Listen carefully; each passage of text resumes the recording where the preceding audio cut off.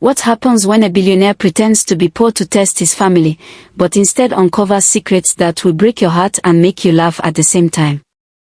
In Freetown, Sierra Leone, Conteh, a shipping tycoon worth millions, decides to stage his downfall. But what his wife Kadiatu does next will leave you speechless, and maybe even in tears. From wild parties on Kissy Road to love triangles and bicycle repairs, this story is packed with drama, humor, and life lessons that will stay with you long after it ends. Are you ready for a tale that's as unpredictable as life itself? If yes, hit that subscribe button now so you don't miss a single moment of this incredible story. Don't forget to like, share, and drop a comment below telling us where you're watching from: Nigeria, Ghana, Sierra Leone, the USA, or anywhere else in the world. Let's spark a conversation about family, loyalty, and love. Now, let's dive into story. In the bustling city of Freetown, Sierra Leone, Conteh was a name that echoed through every corner. He wasn't just any man, he was the richest shipping tycoon in West Africa.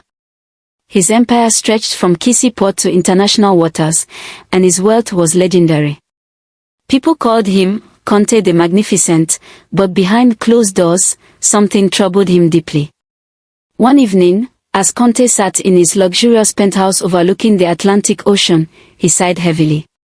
His wife Kadiatu was busy scrolling through Instagram, planning her next extravagant party. Their daughter Mariatu was giggling over text messages with yet another boyfriend, while their son Bangura quietly tinkered with an old bicycle in the corner of the living room. "Family," Conteh said suddenly, startling everyone. "What would you do if we lost everything? If all this," he gestured to the marble floors, gold-plated furniture, and glittering chandeliers, disappeared overnight. Kadiatu rolled her eyes dramatically. "Oh please, Conteh, stop being so dramatic. You're richer than half of Freetown combined. We'll never lose everything." Mariatu didn't even look up from her phone. "Daddy, can we not talk about sad things? I'm trying to figure out which designer bag I want for my birthday." Bangura, however, paused his work and looked at his father thoughtfully. "Papa, why are you asking this? Is something wrong?" Conteh forced a smile. No, nothing's wrong. Just thinking aloud." But deep down, he had made a decision. Over the years, he'd noticed how much his family relied on his money, and how little they seemed to value each other. So, he devised a plan. He would stage his financial ruin to see who truly loved him for who he was, not what he owned. The very next day, news spread like wildfire across Freetown. "Conteh has gone bankrupt," people whispered. Rumors flew faster than seagulls over Lonely Beach. Some said he'd been scammed by business partners, others claimed he'd lost everything gambling. Whatever the truth, one thing was clear: Conteh's fortune was gone. When Kadiatu heard the news, she nearly fainted. How could this happen? What will people say? They'll think we're failures. She paced back and forth in their now empty mansion. Conteh had secretly sold most of their belongings. But then, a sly grin crept onto her face. "Well, if we're poor, we might as well have fun with it." And just like that, Kadiatu declared herself the Queen of Kissy Road. Every weekend, she hosted loud parties in their modest rented apartments, inviting neighbors, distant relatives, and anyone else who cared to come. The music blared until dawn, and plates of jollof rice and fried plantains were passed around freely. Mariatu, meanwhile, saw her father's downfall as an opportunity. Without her daddy's credit cards, she turned to dating apps. Within days, she was juggling 3 different men, all of whom showered her with gifts like smartphones, jewelry, and designer clothes. When Bangura asked her how she could date so many people at once, she simply replied, "Survival, dear brother. Survival." Bangura, however, took a different approach. While his mother partied and his sister schemed, he rolled up his sleeves and started fixing bicycles for cash. Each morning, he set up shop near the bustling markets of Freetown, repairing flat tires and rusty chains. Though the work was hard, he found joy in helping people get back on the road. Unlike his mother and sister, Bangura didn't complain about their new life. Instead, he embraced it, determined to make the best of the situation. As weeks turned into months, Conteh watched silently from the shadows. Disguised as an elderly man with a cane, he observed his family's behavior. He saw Kadiatu flaunt her fake confidence, Mariatu manipulate men for material gain, and Bangura work tirelessly to support himself and others. It broke his heart, but it also gave him hope. One afternoon, as Kadiatu prepared for yet another party, she announced, "I found us a solution. There's a chief in Makini who's interested in marrying me. He says he'll restore our family's wealth." Conteh's jaw tightened beneath his disguise. A chief from Makini. Something didn't add up. Determined to uncover the truth, he decided it was time to intervene, but not before letting things play out a little longer. Little did Kadiatu know, her solution was about to become her biggest humiliation. And Bangura's quiet efforts were about to shine brighter than anyone expected. Stay tuned for the next scene, where secrets unravel, scandals explode, and love is put to the ultimate test. Don't forget to subscribe, like, share, and comment below to let us know what you think so far. The sun was setting over Freetown, painting the sky in fiery hues of orange and red. But inside Kadiatu's rented apartment on Kissy Road, things were heating up, for all the wrong reasons. The Queen of Kissy Road had spent weeks planning her grand exit from poverty, and tonight was the big reveal. She had invited everyone she knew to meet her new fiancé, Chief Alimemi Kamara, a supposed nobleman from Makini who promised to whisk her away to a life of luxury. Kadiatu twirled in front of the cracked mirror, admiring her second-hand geli, a head wrap, and borrowed jewelry. Tonight, she declared to herself, "I will be reborn. No more fixing bicycles or eating street food. I'll have servants, cars, and enough money to throw parties every night." Meanwhile, Mariatu lounged on the couch scrolling through her phone, completely uninterested. "Mama, are you sure this guy isn't just another scammer? Half the men in Sierra Leone claim to be chiefs these days." "Hush, child," Kadiatu snapped. "This is our ticket out of this mess. Chief Kamara has promised me gold, land, and respect. What more could we ask for?" Bangura, who had quietly entered the room after finishing his bicycle repairs for the day, raised an eyebrow. "Respect doesn't come from titles or wealth, Mama. It comes from how you treat people." Kadiatu waved him off dismissively. "Oh, Bangura, always so philosophical. Let's see how far philosophy gets you when rent is due." As the guests began arriving, neighbors, distant cousins, even some curious strangers, the small apartment quickly filled with laughter, loud music, and the smell of grilled fish. Chief Alimemi Kamara arrived fashionably late, dressed in a flashy agbada, traditional robe, and carrying a walking stick adorned with fake gold accents. His booming voice commanded attention as he greeted everyone with exaggerated gestures. Conteh, still disguised as an elderly man, slipped into the crowd unnoticed. He watched carefully as Chief Kamara walked the room, charming Kadiatu's friends and promising them jobs and favors if they supported his marriage to Kadiatu. At one point, Kadiatu pulled Chief Kamara aside for a private conversation. "So, my dear chief," she purred, batting her eyelashes, "when do we leave for your palace?" Chief Kamara chuckled nervously. "Soon, my queen. Very soon. But first, there's a small matter of expenses. You understand, preparing for such a grand wedding requires funds." Kadiatu frowned. "Expenses? What kind of expenses?"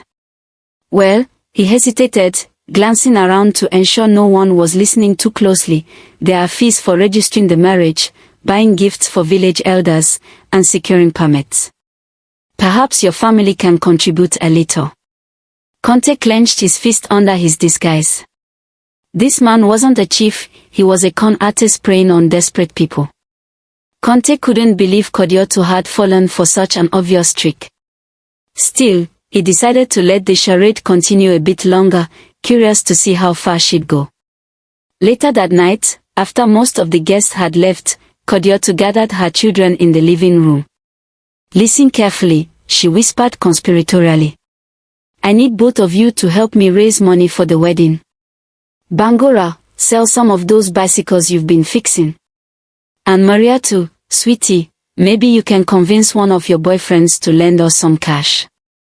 Mariatu rolled her eyes. "Mama, seriously? Do you really think any of them care about us? They only want one thing." Bangura stood up, shaking his head. "Mama, this feels wrong. Why are we depending on strangers and scheming instead of working together as a family? Papa taught us better than this." Kadiatu scoffed. "Your father isn't here to save us, Bangura. We have to take matters into our own hands." Unbeknownst to her, Conteh had had enough. That same night, while Kadiatu slept soundly, dreaming of palaces and riches, Conteh revealed himself to Chief Kamara. Confronting him outside the apartment building, Conteh removed his disguise and stared down the imposter. "You think you can fool my wife and ruin my family?" Conteh growled, his voice low and menacing. "Leave Freetown tonight, or I'll make sure the entire city knows exactly who you are." Terrified, Chief Kamara stammered apologies and fled into the darkness, leaving behind his fake gold-plated walking stick as evidence of his deceit. The next morning, Conteh called a family meeting. Sitting at the center of the room, he placed the walking stick on the table. "This belongs to your chief," he said bitterly, looking directly at Kadiatu. "He's not a nobleman, he's a scammer. Just like you've become." Kadiatu gasped, tears welling up in her eyes. I didn't know." "You should have known," Conteh interrupted. "But instead of facing reality, you chose lies and greed. Look at what you've done to our family." For the first time in months, silence fell over the room. Kadiatu buried her face in her hands, overwhelmed by shame. Mariatu looked away guiltily, while Bangura simply sighed, knowing it was time for healing, but also change. In the next scene, Conteh unveils his true plan, Bangura steps up to lead the family toward redemption, and Kadiatu learns the hardest lesson of all, that love and respect cannot be bought. Stay tuned to find out how this dramatic tale ends. Don't forget to subscribe, like, share, and comment below to let us know where you're watching from and what you think so far. The morning sun filtered through the cracks in the walls of their modest apartment, casting long shadows across the room. The air was heavy with tension as Conteh sat at the head of the table, his eyes scanning each member of his family. Kadiatu's tears had dried, but her shame lingered like a cloud over her head. Mariatu avoided eye contact altogether, while Bangura stared intently at his father, waiting for what would come next. Conteh took a deep breath. "I didn't lose my fortune," he began, his voice steady and calm. "This whole thing, my supposed bankruptcy, our move to Kissy Road, it was all a test. I wanted to see how you would react when stripped of wealth and privilege." Kadiatu's jaw dropped. "A test? All this time, you lied to us." "I did," Conteh admitted. "Because I needed to know if my family loved me for who I am or just for what I own. And now I have my answer." Mariatu's face turned pale. "So, all those men I dated, all the gifts I took, it was for nothing?" "For worse than nothing," Conteh replied sternly. "You sold your dignity for shiny things. But you, Bangura," he turned to his son, pride shining in his eyes. "You showed strength, humility, and kindness. You worked hard, helped others, and never complained. That is the mark of a true leader." Bangura shifted uncomfortably under the praise. "Papa, I only did what felt right. But Mama and Mariatu, they made mistakes, yes, but they are still family. Can't we fix this together?" Conteh nodded slowly. "Yes, we can. But fixing isn't easy. It takes effort, honesty, and sacrifice. Starting today, we rebuild not just this house, but our relationships. Kadiatu finally found her voice. How do we even begin? After everything I've done. You start by being honest, Conteh said firmly. No more pretending, no more chasing empty dreams. Use your energy to help others instead of yourself.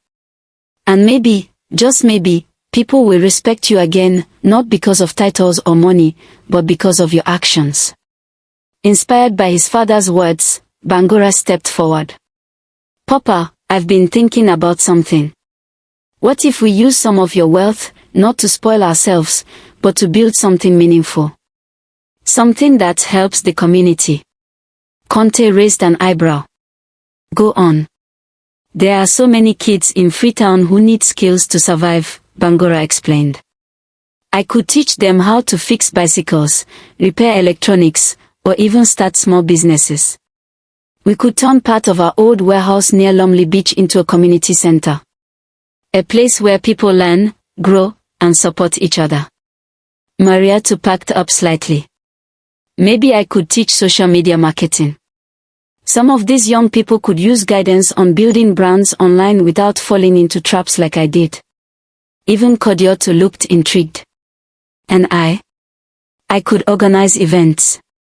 Not parties for show, but fundraisers and workshops that bring people together for good causes.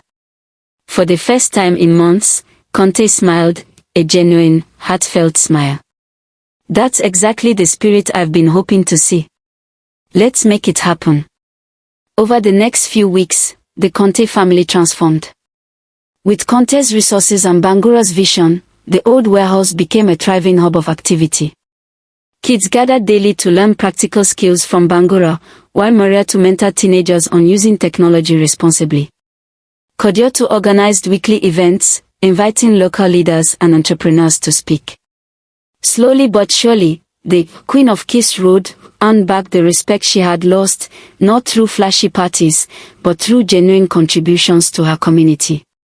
One evening, as the sun dipped below the horizon, the entire family stood outside the newly christened Conteh Community Center. Watching children laugh and adults collaborate, Kadiatu turned to Conteh with tears in her eyes. Thank you, she whispered, for teaching me what really matters. Conteh pulled her into a hug. We all learned something, Kadiatu. Even me. As the stars twinkled above Freetown, the Contehs realized that true wealth wasn't measured in bank accounts or possessions, it was found in love, unity, and purpose. Their journey had been messy, painful, and full of lessons, but it had brought them closer than ever before. And somewhere in the distance, the sound of bicycle bells rang out, symbolizing hope, resilience, and new beginnings. What did you think of this powerful story of redemption and transformation? Share your thoughts in the comments below. Don't forget to subscribe, like, and share this video so others can experience the drama, humor, and life lessons of the Conteh family saga. Whether you're watching from Nigeria, Ghana, Sierra Leone, the USA, or anywhere else in the world, let's keep the conversation going.